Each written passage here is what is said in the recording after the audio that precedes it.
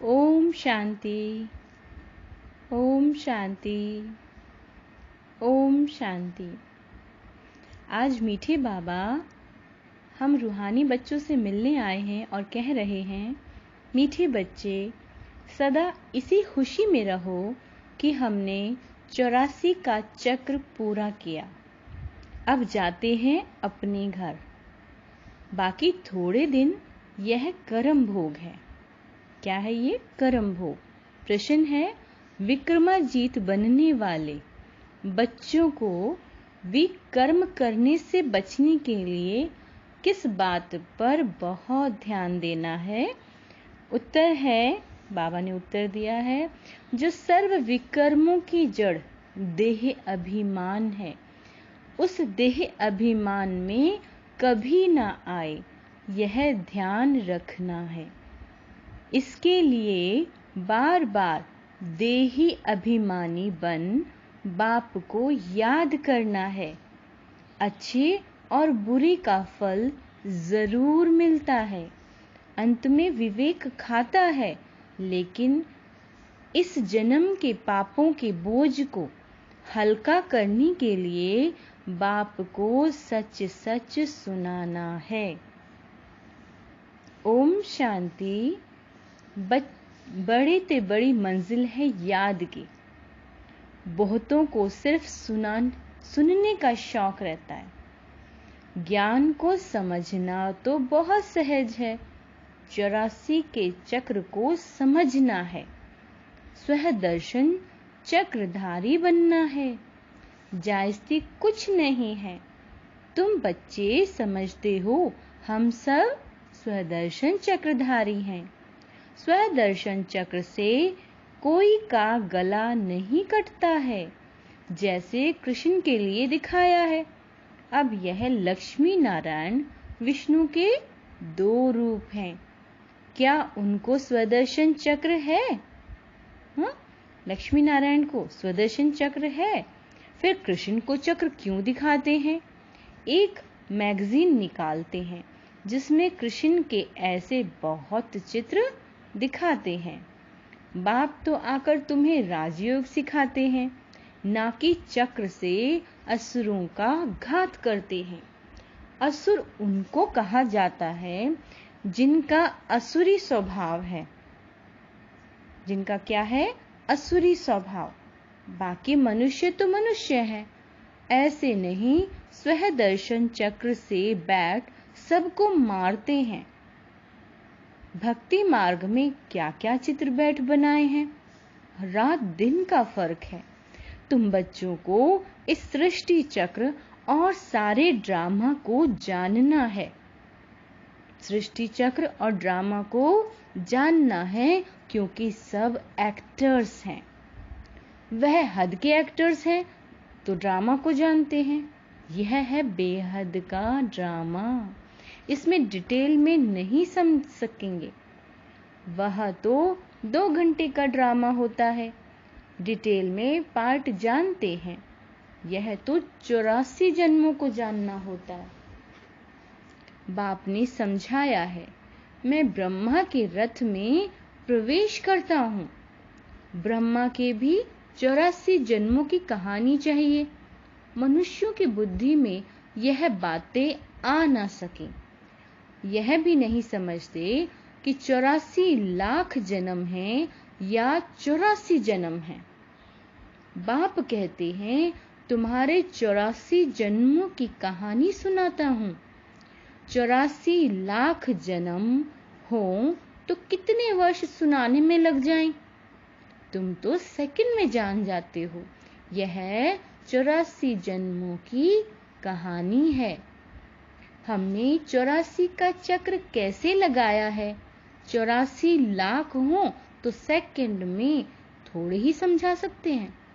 84 लाख जन्म है ही नहीं। तुम बच्चों को भी खुशी होनी चाहिए। हमारा 84 का चक्र पूरा हुआ। अब हम घर जाते हैं। बाकी थोड़े दिन यह क्या है? कर्म भोग है। विकर्म भस्म हो, कर्मातीत अवस्था कैसे हो जाए? इसके लिए यह युक्ति बताई है। बाकी समझाते हैं, इस जन्म में जो भी विकर्म किए हैं वह लिख कर दो। किसको? बाबा को, तो बोझ हल्का हो जाए। जन्म जन्मांतर के विकर्म तो कोई लिख ना सके। विकर्म तो होते आए हैं, यानी कि पाप कर्म। जब से रावण राज्य शुरू हुआ है तो कर्म विकर्म हो पड़ते हैं। सतयुग में कर्म अकर्म होते हैं। भगवानुवाच्य, तुमको कर्म अकर्म विकर्म की गति को समझाता हूँ। विक्रमाजीत का संवत लक्ष्मी नारायण से शुरू होता है। सीढ़ी में बड़ा क्लियर है। शास्त्रों में कोई यह बातें नहीं है। सूर्यवंशी चंद्रवंशी का राज भी तुम बच्चों ने समझा है कि हम ही थे। विराट रूप का चित्र भी बहुत बनाते हैं, परंतु अर्थ कुछ भी नहीं जानते। बाप बिगर कोई समझा नहीं सकते। इस ब्रह्मा के ऊपर भी कोई है ना जिसने सिखाया होगा। अगर कोई गुरु ने सिखाया होता तो उस गुरु का सिर्फ एक शिष्य तो नहीं हो सकता। बाप कहते हैं, बच्चे, तुम्हें पतित से पावन, पावन से पतित बनना ही है। यह भी ड्रामा में नोंद है। अनेक बार यह चक्र पास किया है, पास करते ही रहेंगे। तुम हो ऑल राउंड पार्टधारी। आदि से अंत तक पार्ट और कोई का है नहीं। तुमको ही बाप समझाते हैं, फिर तुम यह भी समझते हो कि दूसरे धर्म वाले फलाने फलाने समय पर आते हैं। तुम्हारा तो ऑल राउंड पार्ट है। क्रिश्चियन के लिए तो नहीं कहेंगे कि सतयुग में थे, वह तो द्वापर के बीच में आते हैं। यह नॉलेज तुम बच्चों की ही बुद्धि में है, किसी को समझा भी सकते हो। दूसरा, कोई सृष्टि के आदि मध्य अंत को नहीं जानते, रचयिता को ही नहीं जानते, तो रचना को कैसे जानेंगे? बाबा ने समझाया है, जो राइटियस बातें हैं वह छपाकर एरोप्लेन से सब जगह गिरानी है। वह पॉइंट्स अथवा टॉपिक बैठ लिखनी चाहिए। बच्चे कहते हैं काम नहीं है। बाबा कहते हैं यह सर्विस तो बहुत है। यहाँ एकांत में बैठ यह काम करो। जो भी बड़ी बड़ी संस्थाएं हैं, गीता पाठशालाएं आदि हैं, उन सबको जगाना है, सबको संदेश देना है। यह पुरुषोत्तम संगम युग है। जो समझदार होंगे वो झट समझेंगे। जरूर संगम युग पर ही नई दुनिया की स्थापना और पुरानी दुनिया का विनाश होता है। सतयुग में पुरुषोत्तम पुरुष होते हैं। सतयुग में पुरुषोत्तम पुरुष होते हैं। यहाँ हैं असुरी स्वभाव वाले पतित मनुष्य। यह भी बाबा ने समझाया है। कुंभ का मेला आदि जो लगता है, बहुत मनुष्य जाते हैं स्नान करने। क्यों स्नान करने जाते हैं? पावन होना चाहते हैं। तो जहां जहां मनुष्य स्नान करने जाते हैं, वहां जाकर सर्विस करनी चाहिए। मनुष्य को समझाना चाहिए, यह पानी कोई पतित पावनी नहीं है। तुम्हारे पास चित्र भी है। गीता पाठशालाओं में जाकर यह पर्चे बांटने चाहिए। बच्चे सर्विस मांगते हैं, यह बैठकर लिखो। गीता का भगवान परम पिता शिव है, ना कि कृष्ण। फिर उनकी बायोग्राफी की महिमा लिखो। शिव बाबा की बायोग्राफी लिखो, फिर आपे ही वह जज करेंगे। यह पॉइंट्स भी लिखनी है कि पतित पावन कौन है। फिर शिव और शंकर का भेद भी दिखाना है। शिव अलग है, शंकर अलग है। यह भी बाबा ने समझाया है। कल्प 5000 वर्ष का है। मनुष्य 84 जन्म लेते हैं, ना कि 84 लाख। यह मुख्य बातें शॉर्ट में लिखनी चाहिए, जो एरोप्लेन से भी गिरा सकते हैं, समझा भी सकते हैं।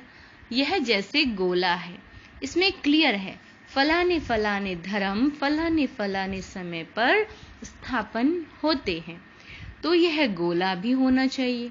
इसलिए मुख्य 12 चित्रों के कैलेंडर्स भी छपवा सकते हो, जिसमें सारा ज्ञान आ जाए, सर्विस सहज हो सके। यह चित्र बिल्कुल जरूरी है। कौन से चित्र बनाने हैं, क्या क्या पॉइंट्स लिखने चाहिए, यह बैठ लिखो। तुम गुप्त वेश में इस पुरानी दुनिया का परिवर्तन कर रहे हो। अननोन वॉरियर्स हो, तुमको कोई नहीं जानते। बाबा भी गुप्त है, नॉलेज भी गुप्त है। इनका कोई शास्त्र आदि बनता नहीं। और धर्म स्थापक जैसे कि बाइबल आदि छपते हैं, जो पढ़ते आते हैं, हर एक के छपते हैं। तुम्हारा फिर भक्ति मार्ग में छपता है। अभी नहीं छपना है, क्योंकि अभी तो यह शास्त्र आदि सब खत्म हो जाने हैं। अभी तुमको बुद्धि में सिर्फ याद करना है। बाप के पास भी बुद्धि में ज्ञान है। कोई शास्त्र आदि थोड़े ही पढ़ते हैं, वह तो नॉलेजफुल है। नॉलेजफुल का अर्थ फिर मनुष्य समझते हैं, सबके दिलों को जानने वाला है। भगवान देखते हैं, तब तो कर्मों का फल देते हैं। बाप कहते हैं यह ड्रामा में नोंद है। ड्रामा में जो विकर्म करते हैं तो उनकी सजा होती जाती है। अच्छे व बुरे कर्मों का फल मिलता है। उसकी लिखत तो कोई है नहीं, मनुष्य समझ सकते हैं। जरूर कर्मों का फल दूसरे जन्म में मिलता है। अंत घड़ी विवेक फिर बहुत खाता है, हमने यह पाप किए। जब अंत समय आता है तो उसको क्या होता है, फील होता है कि हमने क्या किया, बहुत पाप किए। सब याद आता है। जैसे कर्म वैसा जन्म मिलेगा। अभी तुम विक्रमाजीत बनते हो, तो कोई भी ऐसा विकर्म नहीं करना है। बड़े ते बड़ा विकर्म है देह अभिमान, कि मैं आत्मा नहीं, ये शरीर हूँ। ये देह अभिमान होता है, और ये क्या है, ये सबसे बड़े से बड़ा विकर्म है। बाबा बार बार कहते हैं, देही अभिमानी बन बाप को याद करो। अर्थात मैं शरीर नहीं, मैं आत्मा हूँ। स्वयं को आत्मिक स्वरूप में स्थित करके बाबा को याद करो। पवित्र तो रहना ही है। सबसे बड़ा पाप है काम कटारी चलाना। यही आदि मध्य अंत दुख देने वाला है। इसलिए सन्यासी भी कहते यह कागविष्ठा समान सुख है। वहां दुख का नाम नहीं होता, यहाँ दुख ही दुख है। इसलिए सन्यासियों को वैराग्य आता है, परंतु वह जंगल में चले जाते हैं। उन्हों का है हद का वैराग्य, तुम्हारा है बेहद का वैराग्य। यह दुनिया ही छीछी है। सब कहते हैं बाबा आकर हमारे दुख हर कर सुख दो। बाप ही दुख हरता सुख करता है। तुम बच्चे ही समझते हो कि नई दुनिया में इन देवताओं का राज्य था, वहां किसी प्रकार का दुख नहीं था। जब कोई शरीर छोड़ता है तो मनुष्य कहते हैं स्वर्गवासी हुआ, परंतु ये थोड़े ही समझते हैं कि हम नरक में हैं। हम जब मरें तब स्वर्ग में जाएं, परंतु वह भी स्वर्ग में गया या यहाँ नरक में आया, कुछ भी समझते नहीं हैं। तुम बच्चे 3 बाप का राज भी सबको समझा सकते हो। 2 बाप तो सब समझते हैं, लौकिक और पारलौकिक। और यह अलौकिक प्रजापिता ब्रह्मा फिर है ना। यहाँ संगम युग पर ब्राह्मण भी चाहिए ना। वह ब्राह्मण कोई ब्रह्मा के मुख वंशावली थोड़े ही है। जानते हैं ब्रह्मा था, इसलिए ब्राह्मण देवी देवता नमः कहते हैं। ये नहीं जानते कि किसको कहते हैं, कौन से ब्राह्मण। तुम हो पुरुषोत्तम संगम युगी ब्राह्मण, वह है कलयुगी, यह है पुरुषोत्तम संगम युग। जब तुम मनुष्य से देवता बनते हो, देवी देवता धर्म की स्थापना हो रही है, तो बच्चों को सब पॉइंट्स धारण करनी है और फिर सर्विस करनी है। पूजा करने व श्राद्ध करने पर ब्राह्मण लोग आते हैं, उनसे भी तुम चिट चैट कर सकते हो, तुमको सच्चा ब्राह्मण बन सकते हैं। अभी भादो का मास आता है, सभी पितरों को खिलाते हैं, वह भी युक्ति से करना चाहिए, नहीं तो कहेंगे कि ब्रह्मा कुमारियों के पास जाकर सब कुछ छोड़ दिया है। ऐसा कुछ नहीं करना जिसमें नाराज हो, युक्ति से तुम ज्ञान दे सकते हो। जरूर ब्राह्मण लोग आएंगे तब तो ज्ञान देंगे ना। इस मास में तुम ब्राह्मणों की बहुत सर्विस कर सकते हो। तुम ब्राह्मण तो प्रजापिता ब्रह्मा की औलाद हो। बताओ, ब्राह्मण धर्म किसने स्थापन किया? तुम उन्हों का भी कल्याण कर सकते हो घर बैठे। जैसे अमरनाथ की यात्रा पर जाते हैं तो वे सिर्फ लिखत से इतना नहीं समझेंगे, वहां बैठ समझाना चाहिए। हम तुमको सच्ची अमरनाथ की कथा सुनाएं। अमरनाथ तो एक को ही कहा जाता है। अमरनाथ अर्थात जो अमरपुरी स्थापन करे, वह है सतयुग। ऐसे सर्विस करनी पड़े, वहां पैदल जाना चाहिए। जो अच्छे अच्छे बड़े आदमी हो, उनको जाकर समझाना चाहिए। सन्यासियों को भी तुम ज्ञान दे सकते हो। तुम सारी सृष्टि के कल्याणकारी हो। श्रीमत पर तुम विश्व का कल्याण कर रहे हो। बुद्धि में ये नशा रहना चाहिए। अच्छा, मीठे मीठे सिक्के लदे बच्चों प्रति माता पिता बाप दादा का याद प्यार और गुड मॉर्निंग रूहानी बाप की रूहानी बच्चों को नमस्ते। हम रूहानी बच्चों की रूहानी बाप दादा को याद प्यार गुड मॉर्निंग और नमस्ते नमस्ते। आज बाबा ने धारणा के लिए क्या कहा है कि जब एकांत व फुर्सत मिलती है तो ज्ञान की अच्छी अच्छी पॉइंट्स पर विचार सागर मंथन कर लिखना है। सबको संदेश पहुंचाने का व कल्याण करने की युक्ति रचनी है। विकर्मों से बचने के लिए देही अभिमानी बन बाबा को याद करना है। अभी कोई भी विकर्म नहीं करना। विकर्म यानी पाप कर्म। इस जन्म में किए हुए विकर्म बाप दादा को सच सच सुनाने हैं। विकर्म करने नहीं है, और जो हो गए तो वो बाबा को सच सच सुनाने हैं और दोबारा हमें वो गलतियां नहीं करनी। वरदान क्या देते हैं बाबा आज? संपन्नता द्वारा संतुष्टता का अनुभव करने वाले सदा हर्षित विजयी भव। जो सर्व खजानों से संपन्न है वही सदा संतुष्ट है। संतुष्टता अर्थात संपन्नता। जैसे बाप संपन्न है, इसलिए महिमा में सागर शब्द कहते हैं। ऐसे आप बच्चे भी मास्टर सागर अर्थात संपन्न बनो तो सदा खुशी में नाचते रहेंगे। अंदर खुशी के सिवाय और कुछ आ नहीं सकता।